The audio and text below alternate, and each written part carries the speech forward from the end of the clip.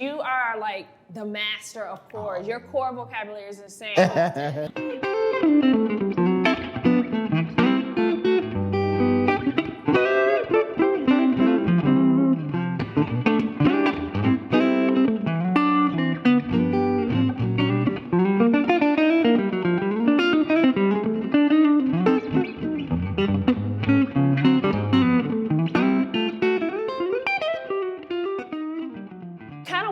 We have the numbers, we know we're in the key of C, so we know the 1 is C. We know the 6 is A minor.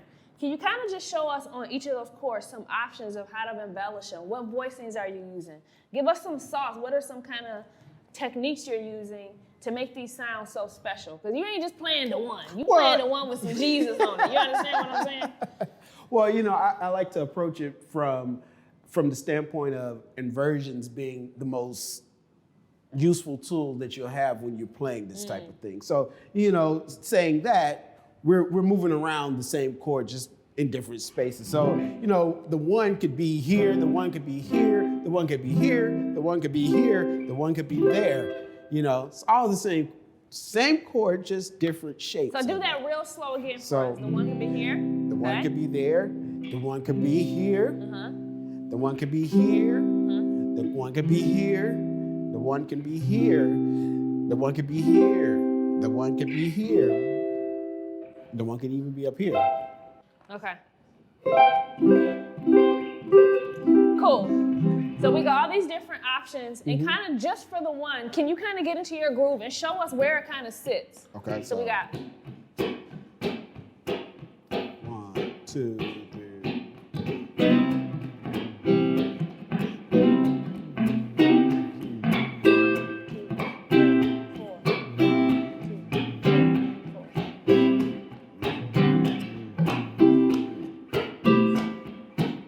Play it straight and swing it, you know.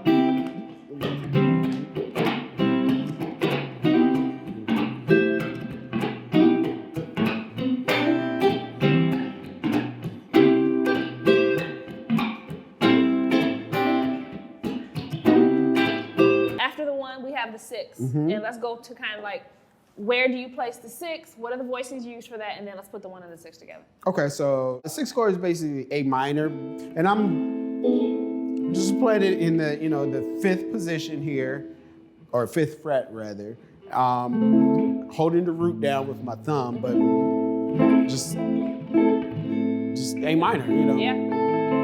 Pretty simple. A minor. Yeah. So and with that we.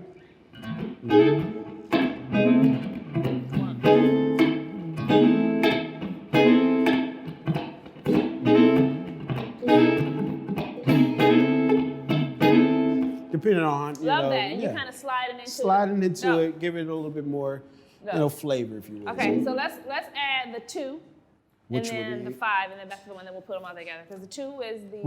The D9 chord. So, and we can do something cool in terms of getting to it, where we can just walk down.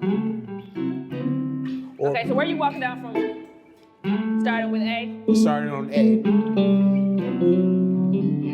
And you hear that? That's a very common walk down you hear all the time. Very common. And you're playing, you know, this like we said, this is a James Brown shape. Yeah. I see a lot of guys take this middle finger way and kind of... Oh, yeah, absolutely. You know, y'all know they be doing that all over YouTube. I'll be like, wait a minute, let me get that. Okay, so we're going down to that too. Do you pretty much stick with this shape for the... I like to break it up a bit in terms of playing it fragmented. So if I...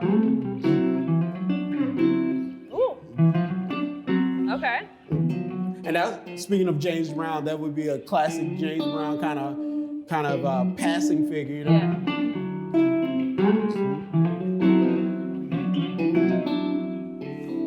Wow, that's cool. So okay, so just like a little lick kind of goes to that? just a lick, Okay, you awesome. know. And then 5, I saw you kind of, again, over the neck with your thumb. Yeah, exactly.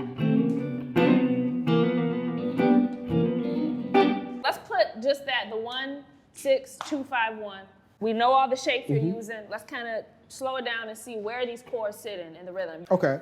Well, let's establish. Let's maybe do it at this tempo. 1, 2, 3, 4. 1, 2, 3, 4.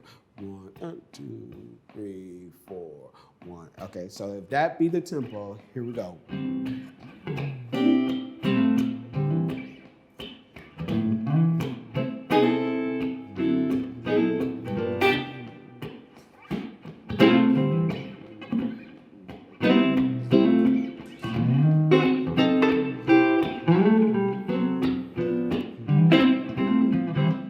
Awesome, that's awesome. And I can now digest that now that I understand the chords. I ain't smooth like that, but I can digest it at least. Okay, so we back to the one, then we go into the 4, to the sharp 4 diminished.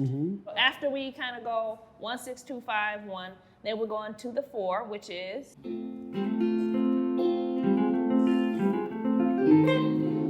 Okay, sharp 4 diminished. Okay. And then the 1/5. 1/5. Okay. And then? Then we do our pass, the 2/5.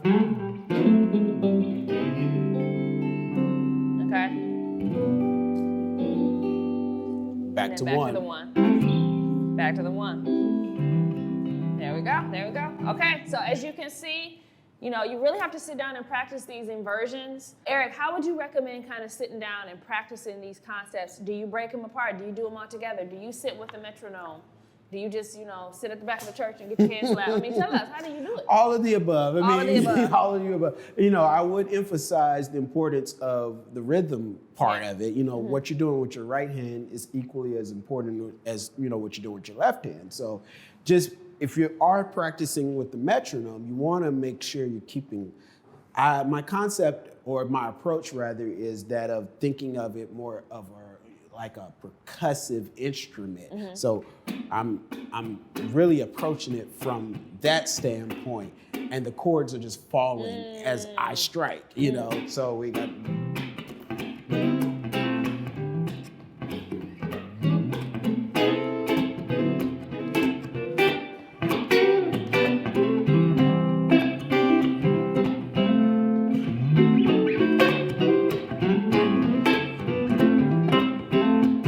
And you can play around with the accents or where exactly, you know, the chord is falling. You can get in, you know, some of the subdivisions and stuff, but as long as you're keeping steady rhythm, it kind of allows you to explore a little bit. Love that. Yeah. All right, Erick, so we have this chord progression that we have locked down in our memory. Show us some techniques that you're using to connect the chords, some licks. I see you kind of sliding into some chords. Just kind of run through the progression and give us some ideas of how we can enhance this. Okay. Put a little sauce on it. Absolutely. Let's look at maybe adding some licks into it.